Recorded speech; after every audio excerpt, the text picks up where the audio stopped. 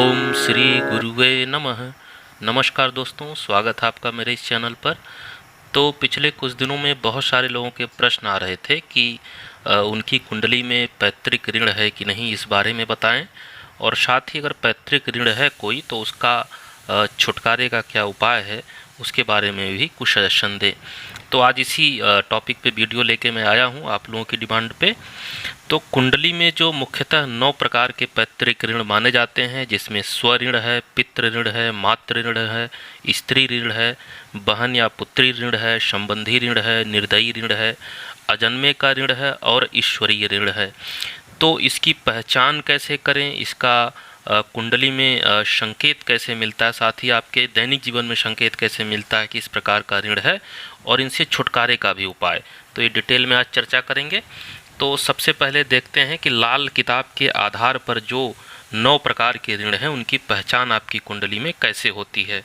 तो सबसे पहला पितृ ऋण देखते हैं कि पितृ ऋण की पहचान कैसे करें। जब आपकी जन्म कुंडली का दूसरा, पाँचवां, 9वां या 12वां भाव आप देखें, 2, 5, 9 या 12 भाव देखें, उसमें अगर शुक्र, बुध तथा राहु मौजूद हैं तो ऐसे जातक की कुंडली में पितृ संबंधी ऋण होता है। और इसका संकेत क्या होता है, मतलब कारण क्या होता है। इसका कारण होता है या तो पिछले जन्म का कोई कारण होता है, या किसी इस जन्म से भी इसका कुछ संबंध हो सकता है। इसका कारण है कि किसी वजह से कुटुंब का जो कुल पुरोहित है, अगर वो परिवर्तित किया गया होगा अथवा पड़ोस के मंदिर या पीपल के पेड़ को नष्ट किया गया होगा, तो इसका यह मुख्य कारण होता है, पितृ ऋण की जो पहचान होती है। इसका प्रभाव क्या होता है जातक के ऊपर, जब तक केस सफ़ेद ना हो तब तक ही घर में संपन्नता रहती है।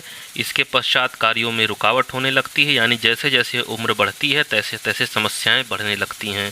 कार्यों में रुकावट होती है, दुख होगा, निराशा होगा, मान हानि होगा, या वह जातक निसंतान होता है तो भी पितृ ऋण संबंधी समस्या हो सकती है, तथा आर्थिक रूप से खत्म हो जाए, यानी आर्थिक रूप से भी बेहद परेशान हो जाए। तो अगर ऐसा कोई संकेत दिख रहा है आपके जीवन में और कुंडली में ऐसा योग हो, तो इसकी आपको शांति या इस ऋण से मुक्ति पाने की आवश्यकता है। दूसरा ऋण देखते हैं, मातृ ऋण की पहचान कैसे करें कुंडली में। तो मातृ से संबंधित जो भाव होता है चतुर्थ भाव होता है। जब जन्म कुंडली के चतुर्थ भाव में केतु मौजूद हो, यानी चौथा भाव देखें अपनी कुंडली में, अगर वहाँ केतु है तो मातृ ऋण भी होता है, यानी उस जातक की कुंडली में मातृ ऋण होगा। इसका संकेत क्या होता है या कारण क्या होता है, व्यक्ति अपने घर की गंदगी अथवा धूल नदी, कुआं या बहते जल में डालेगा तो ऐसा होता है। ये पिछले जन्म का भी हो सकता है, इस जन्म का भी ये कारण हो सकता है। इसके अलावा इसके जो संकेत मिलते हैं, ऐसा जातक जिसके कुंडली में मातृ ऋण होता है वो मनुष्य जो है माता के लिए लापरवाह रहता है, अर्थात उसके सुख दुख का वह ख्याल नहीं रखता है। माता को अपनी संतान के उत्पन्न कर देने के पश्चात बेघर कर देता है, यानी उसकी अपनी संतान हो जाती है तो माता को अब बेघर कर देगा या उससे संबंध जो है ब्रेक कर लेता है। धन उसका बेकार में खर्च होने लगता है। अब इसका प्रभाव क्या पड़ता है उसके ऊपर, उसका धन बेकार में खर्च होगा, किसी भी प्रकार की उसको सहायता नहीं मिलती है, वह रोग, ऋण या कर रूप में पैसा भी खर्च करना पड़ता है उसको। इसके अलावा सभी कोशिश निष्फल हो जाती है, जो भी वो कोशिश करता है, प्रयास करता है, और उसके जीवन की शांति नष्ट हो जाती है। तो अगर मातृ ऋण है तो ये प्रभाव उसके जीवन पर पड़ेगा। तीसरा ऋण देखते हैं कि अगर कुंडली में स्व ऋण है, यानी कि अपना कोई ऋण है, तो क्या प्रभाव होता है। तो इसका पहले कुंडली में देखें कि जब जन्म कुंडली में 5वां भाव देखें, तो अगर 5वें भाव में शुक्र हैं अथवा पापी ग्रह राहु या केतु हैं, यानी कुंडली के 5वें भाव में शुक्र हों अथवा पापी ग्रह राहु या केतु मौजूद हों, तो उस जातक की कुंडली में स्वऋण होता है। स्वऋण होने पर व्यक्ति जो होता है नास्तिक होगा, अधार्मिक होगा और पुरानी परंपराओं का विरोध करते हुए उन पर मूत्र करने की वृत्ति होने की वजह से उस जातक का अंत बुरा होता है।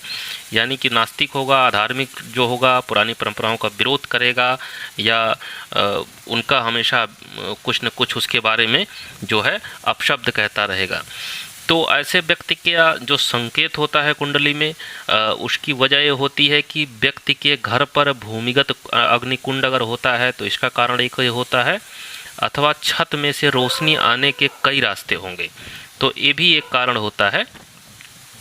ऐसा प्रभाव क्या होगा, अगर कुंडली में स्वऋण है तो उस व्यक्ति को राज्य भय होता है, मुकदमों का तथा दंड का वह भागी भी होता है। स्वास्थ्य उसका दुर्बल होगा, हृदय रोग हो जाएगा। इसके अलावा काम का संघर्ष करना पड़ेगा, बेकसूर होने पर भी उसको दंड भुगतना पड़ेगा। तो स्वऋण की यह पहचान है। अब स्त्री ऋण अगर कुंडली में हो तो उसकी क्या पहचान है। अगर आपकी जन्म कुंडली के दूसरे या सातवें भाव के अंतर्गत सूर्य, राहु व चंद्रमा मौजूद हों तो स्त्री संबंधी ऋण होता है। अब इसका क्या संकेत होता है, यानी कि किस वजह से आपकी कुंडली में स्त्री ऋण बनता है। तो लालचवश अगर गर्भवती स्त्री की हत्या की गई हो अथवा कुटुंब में मारपीट की गई होगी किसी भी जन्म में, तो इसका प्रभाव क्या पड़ेगा। जब घर पर आपके मांगलिक काम हो रहा होगा तब संबंधी के यहाँ अर्थी उठ रही होगी, यानी आपके घर में पता चले विवाह हो रहा है और कहीं संबंधी से खबर आएगी कि वहाँ किसी की मृत्यु हो गई, यानी कि सुख में दुख होगा, अर्थात शादी में मृत्यु होगी अथवा प्रत्येक ने आंसू बहाए हों मगर यह ना पता चले कि क्यों ऐसा हुआ। तो स्त्री ऋण का जो ये प्रभाव होगा। अब देखते हैं कि अगर कुंडली में बहन या पुत्री ऋण है तो उसकी पहचान कैसे करें। जब जन्म कुंडली के तीसरा और छठा भाव देखें, अगर वहाँ चंद्रमा स्थित है कुंडली में, आपके लग्न कुंडली में तीसरे भाव में या छठे भाव में अगर चंद्रमा है तो उस जातक का बहन अथवा पुत्री संबंधी ऋण होता है। इसका संकेत क्या होता है, यानी कारण क्या होता है। अबोध बच्चों को लालचवश अगर किसी जन्म में बेचा हो अथवा उनको आपस में बदल लिया हो, लड़की अथवा बहन की हत्या की हो अथवा उन पर जुल्म किया हो या उनको युवावस्था में धोखा दिया हो, तो ये सब कारण से जो है बहन या पुत्री ऋण होता है कुंडली में। और इसका प्रभाव क्या होगा, आर्थिक परेशानी हो और 48 साल तक उस जातक को संघर्ष करना पड़ता है, जिससे कभी कभी उसके जीने की ख्वाहिश भी मर जाती है। ससुराल और ननिहाल वाले ना रहें, मतलब ससुराल और ननिहाल वालों को बहुत ही कष्ट हो, कभी कभी वो पूरी तरह से समाप्त हो जाएं। इसके अलावा जो मददगार हैं गधे के सिर से सींग की तरह गायब हो जाएं, यानी मददगार आपको कहीं भी कोई नज़र ना आए। तो ये बहन या पुत्री ऋण की पहचान है। छठा ऋण देखते हैं, ईश्वरीय ऋण की पहचान। अगर आपकी जन्म कुंडली के छठे भाव के अंतर्गत चंद्रमा या मंगल हो, कुंडली में छठा या 12वें भाव में चंद्रमा या मंगल हो तो उस जातक को ईश्वरीय ऋण होता है। इसका क्या कारण है, दूसरे की नर संतान को कहीं छुपाया हो, मरवा दिया हो या कुत्तों को मरवा दिया हो अथवा लालचवश दूजों के कुल को खत्म करवा दिया हो या करने की कोशिश की हो तो उस जातक की कुंडली में ईश्वरीय ऋण होता है। अब इसका प्रभाव क्या होगा, कुटुंब में लड़का ना हो, यानी परिवार में लड़का हो ही नहीं रहा है, केवल लड़की लड़की हो रही है, तथा अगर हो भी रही है तो बीमार हो जा रही है। जब पूंजी सफ़र में खो जाए, यानी कहीं सफ़र में यात्रा कर रहे हों और पैसा आपका चोरी हो जाए या खो जाए और आपके जो विश्वसनीय लोग हैं वही आपके साथ विश्वासघात करें, तो कुंडली में ईश्वरीय ऋण का यह प्रभाव या ये पहचान होती है, ऐसा होगा। सातवां ऋण देखते हैं कि संबंधी ऋण, अगर रिलेटिव्स के साथ कोई ऋण है आपका किसी जन्म का, तो जब जन्म कुंडली का पहला या 8वां भाव के अंतर्गत बुध हो, यानी 1 नंबर या 8 नंबर भाव में बुध हो या केतु मौजूद हो तो संबंधी ऋण होता है, यानी रिलेटिव का ऋण होगा। अब इसका कारण क्या होता है, जातक अगर संबंधियों से नफरत करे, उनसे मिलने की ना सोचे और हमेशा विरोध करे या बच्चों के जन्मदिन अथवा पारिवारिक उत्सवों को ना मनाए तो ऐसे जातक को संबंधी ऋण होता है। अब इसका प्रभाव क्या होता है, सभी तरह की जो सफलता है, सुख समृद्धि है, मिलने के बाद अचानक सब कुछ स्वाहा हो जाता है। कष्ट इतने मिलते हैं कि उनकी कल्पना करने से भी आत्मा कांप जाती है। दोस्त जो है दुश्मनी जैसा व्यवहार करने लगते हैं, किसी से कोई मदद नहीं मिलती है और जातक को अपनी उम्र के 28 से 36वें साल के बीच यह सब भोगना पड़ता है जितने कष्ट हो रहे हैं। यानी कि 27 साल तक सब अच्छा है, लेकिन 28वां साल आते ही सब कुछ अचानक खत्म होने लगे तो सतर्क हो जाएं और कुंडली में संबंधी ऋण संबंधी समस्या हो तो उसकी पहचान और उसका उपाय जरूर कराएं। 8वां ऋण होता है निर्दयी ऋण की पहचान। अगर आपकी जन्म कुंडली का 10वां अथवा 11वां भाव देखें, वहाँ सूर्य, चंद्र व मंगल मौजूद हैं तो उस जातक की कुंडली में निर्दयी ऋण होता है। 10वें या 11वें भाव में सूर्य हो, चंद्रमा हो या मंगल हो। अब निर्दयी ऋण जो होता क्यों है, अगर घर का मुख्य दरवाज़ा दक्षिण में रहा होगा किसी जन्म में अथवा इस जन्म में, अथवा निःसंतान से आपने ज़मीन क्रय करके भवन बनाया होगा किसी निःसंतान व्यक्ति से, इसके अलावा जीव हत्या की होगी अथवा किसी का मकान धोखे से ले लिया होगा और उसकी कीमत आपने नहीं चुकाई होगी, तो निर्दयी ऋण होता है। अब इसका प्रभाव क्या होगा, कार्यस्थल पर जो है अग्नि लग जाए, यानी जहाँ भी आपका कार्य करते हैं या आपकी जो व्यवसाय इत्यादि हो जहाँ, वहाँ अचानक आग लगे और आग बुझाने का भी इंतजाम ना हो सके, यहाँ तक जो जलने वाले हैं या जख्मियों हैं उनको अस्पताल पहुँचाने का भी आपको समय ना मिल पाए या व्यवस्था ना हो सके। इसके अलावा मकान आप बनवा रहे हैं कहीं पे तो अचानक बारिश होने लगे और बार बार बाधा डाले बारिश जब भी मकान बनवाने का प्रयास करें।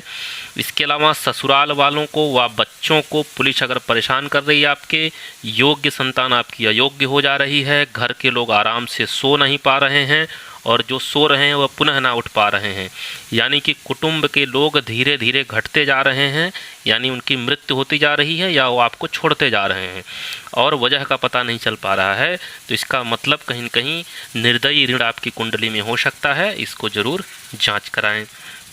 9वां ऋण है जो अजन्मे के ऋण की पहचान। जब आपकी जन्म कुंडली का जो 12वां भाव है उसको देखें, अगर उसके अंतर्गत सूर्य, शुक्र व मंगल हों तो अजन्मे का ऋण होता है।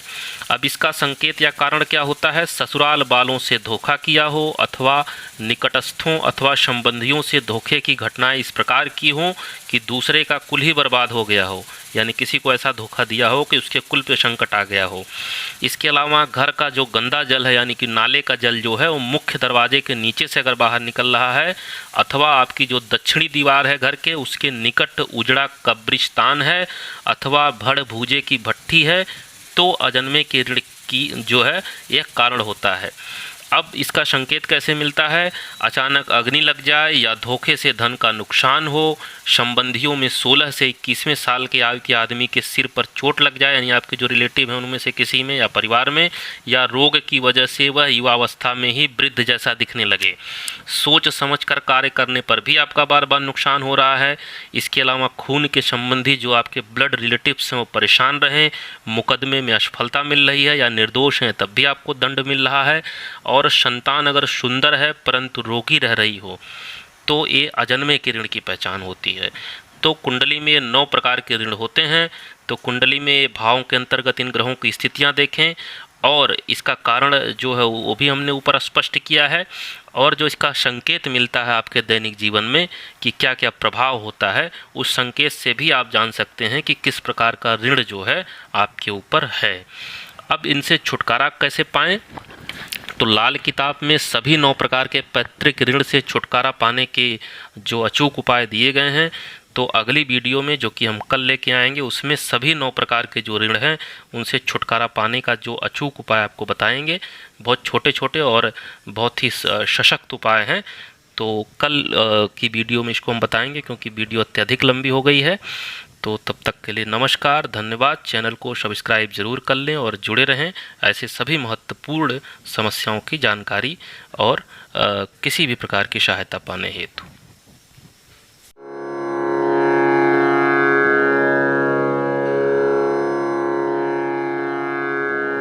Oh